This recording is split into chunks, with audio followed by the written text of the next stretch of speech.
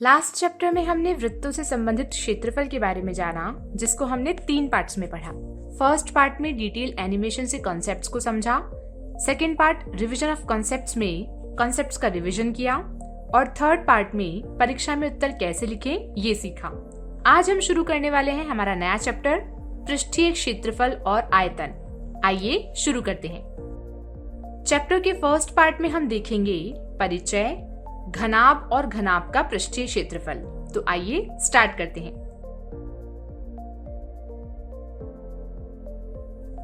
पिछले चैप्टर में हमने वृत्त से संबंधित क्षेत्रफल को अच्छे से समझा। कैसे किसी वृत्त का हिस्सा, त्रिज्यखंड या वृत्तखंड का क्षेत्रफल निकाला जाता है। यानी अब तक हम 2D की दुनिया में थे, सपाट सतहों की दुनिया में, जैसे पेज पर बनी आकृतियां, लंबाई और चौड़ाई तक ही सीमित। लेकिन अब वक्त है आगे बढ़ने का।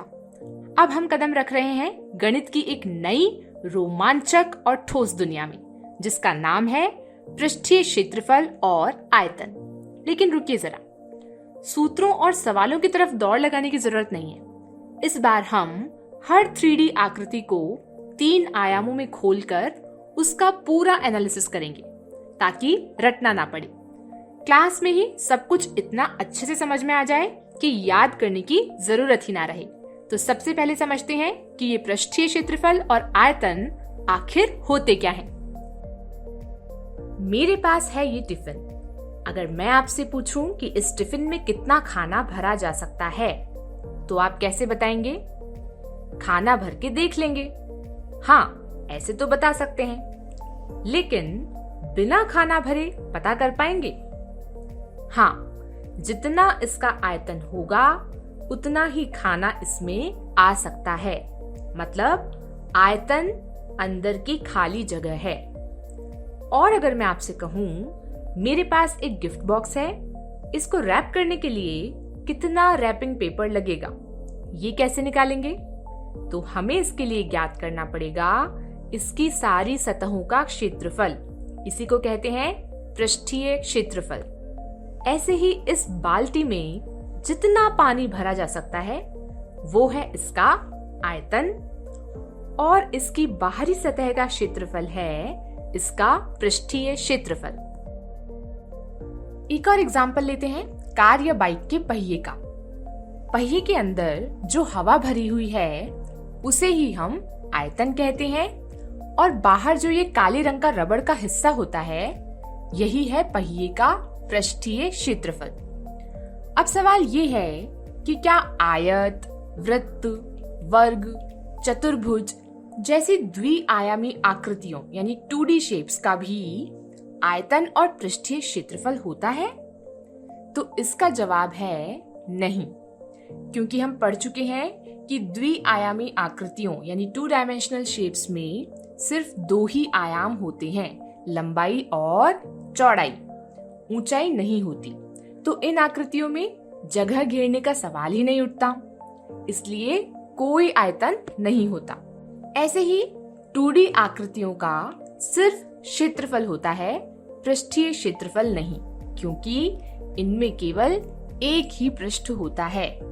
इस तरह केवल 3D शेप्स यानी त्रिविमीय आकृतियों का ही आयतन और पृष्ठीय क्षेत्रफल होता है। ये 3D शेप्स क्या है? 3D या त्रिविमीय आकृति ऐसी आकृतियां जिनके 3 आयाम होते हैं, लंबाई, चौड़ाई और ऊंचाई। त्रिविमीय या ठोस आकृतियां कहलाती हैं, जैसे घन, घनाभ, बेलन, शंकु, गोला आदि। ये ठोस आकृतियां तो हमें डेली लाइफ में हमारे चारों ओर देखने को मिलती ही हैं, जैसे Rubik's cube, gas cylinder, ice cream का कोन, बॉल। तो अब आप समझ गए होंगे। आइए इन्हें परिभाषा से भी समझते हैं। आयतन, कोई वस्तु जितनी जगह घेरती है उसे उस वस्तु का आयतन कहते हैं, या ठोस त्रिविमीय आकृतियों द्वारा घेरे गए स्थान की माप को आयतन कहते हैं। इसके अलावा अगर कोई वस्तु खोखली है, यानी उसके अंदर का हिस्सा खाली है, जिसे हवा या किसी तरल पदार्थ से भरा जा सकता है, तो इस स्थिति में उस पदार्थ की वह मात्रा जो आंतरिक भाग को भर सकती है उसकी क्षमता कहलाती है। जैसे एक खाली ग्लास में जितना दूध आ सकता है, यह दूध ही इस ग्लास का आयतन है। ऐसे ही अब देखते हैं पृष्ठीय क्षेत्रफल की परिभाषा। त्रिविमीय या ठोस आकृतियों की संपूर्ण बाहरी सतह का क्षेत्रफल पृष्ठीय क्षेत्रफल के रूप में जाना जाता है। जैसे इस बुक को बिना खोले जो सतह आप छू सकते हैं या ढक सकते हैं या जो भाग बाहर से दिखाई देता है, यही है पृष्ठीय क्षेत्रफल। आइए अब इस चैप्टर से रिलेटेड सारी 3D शेप्स यानी त्रिविमीय आकृतियों को एक एक करके डिटेल में समझते हैं। इसमें हम जानेंगे घन, घनाभ, बेलन, शंकु, गोला और अर्धगोला आदि के बारे में।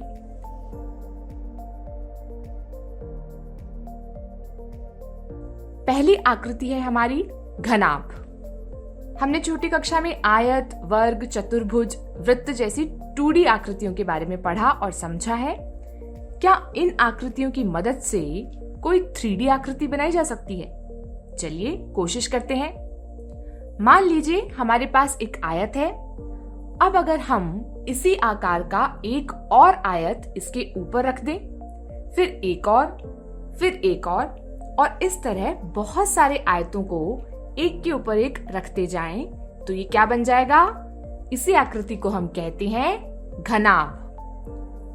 अब चलिए इसके फलकों को गिनते हैं। फलक का मतलब है किसी ठोस आकृति या 3D शेप की सपाट बाहरी सतह जिसे हम छू सकते हैं। तो अब इसके फलकों को गिनते हैं। 1, 2, 3, 4, 5, 6 है ना 6 फलक। और हर फलक 2 आयामों में होता है। जैसे लंबाई गुना चौड़ाई, लंबाई गुना ऊंचाई, चौड़ाई गुना ऊंचाई। और इन सभी केसेस में आकार आयत ही बनता है, यानी सारे के सारे फलक आयताकार ही हैं। अब देखिए इसके कोने। 1, 2, 3, 4, 5, 6, 7, 8 यानी कुल 8 कोने।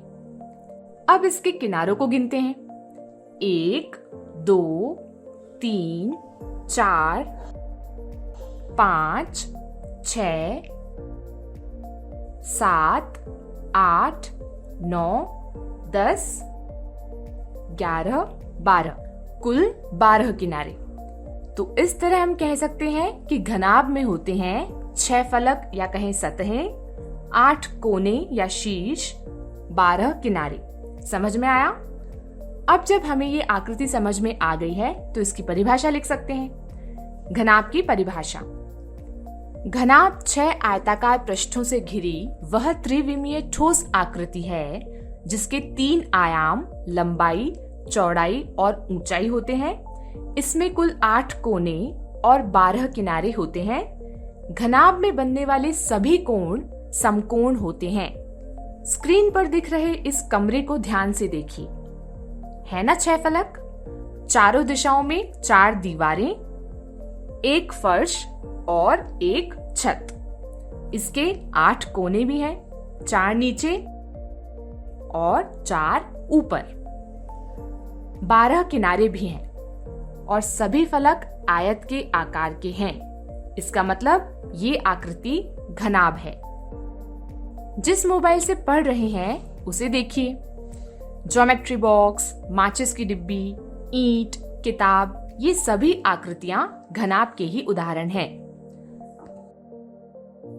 अब चलिए घनाभ का पृष्ठीय क्षेत्रफल निकालना सीखते हैं। हमने पढ़ा है कि पृष्ठीय क्षेत्रफल का मतलब होता है सभी फलक यानी सतहों के क्षेत्रफलों का योग। यानी अगर हम इस घनाभ के 6 फलकों में से हर एक फलक का क्षेत्रफल निकालकर उन सभी क्षेत्रफलों को आपस में जोड़ दें तो वही इसका पृष्ठीय क्षेत्रफल होगा।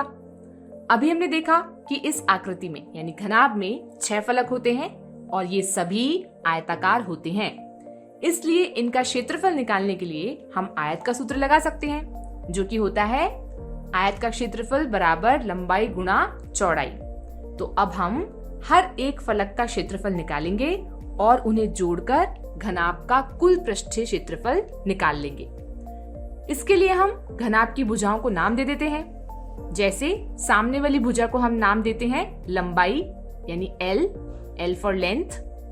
दूसरी भुजा को कहते हैं चौड़ाई यानी B, B फॉर ब्रेड्थ।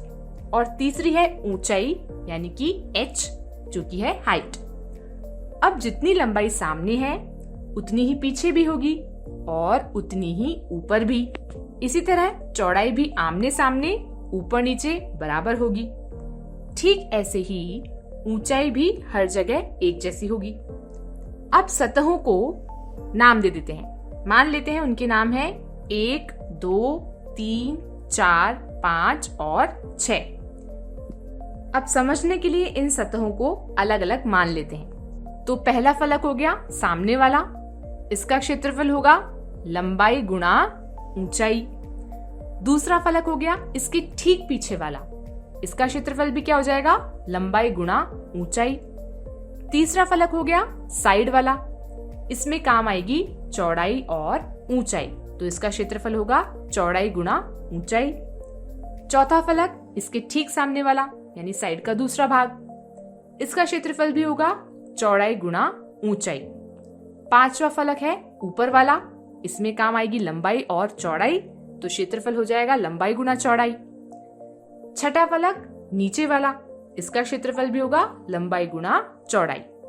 अब इन सभी के क्षेत्रफल को जोड़ने के लिए हमें क्या करना पड़ेगा, पहले फलक का क्षेत्रफल प्लस दूसरे फलक का क्षेत्रफल प्लस तीसरे फलक का क्षेत्रफल प्लस चौथे फलक का क्षेत्रफल प्लस पांचवे फलक का क्षेत्रफल प्लस छठे फलक का क्षेत्रफल, यानी लंबाई गुणा ऊंचाई प्लस लंबाई गुणा ऊंचाई प्लस चौड़ाई गुणा ऊंचाई प्लस चौड़ाई गुणा ऊंचाई प्लस लंबाई गुणा चौड़ाई प्लस लंबाई गुणा चौड़ाई।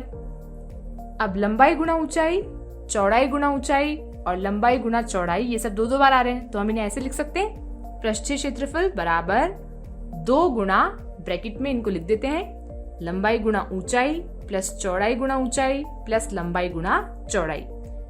इंग्लिश में देखिए तो कैसे हो जाएगा, पृष्ठीय क्षेत्रफल को हम बोलते हैं सरफेस एरिया।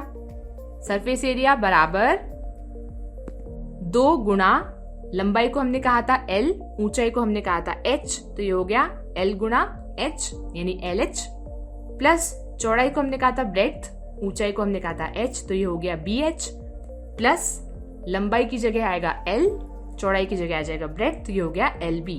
तो फॉर्मूला हो गया surface area is equals to 2 multiply by LH plus BH plus LB।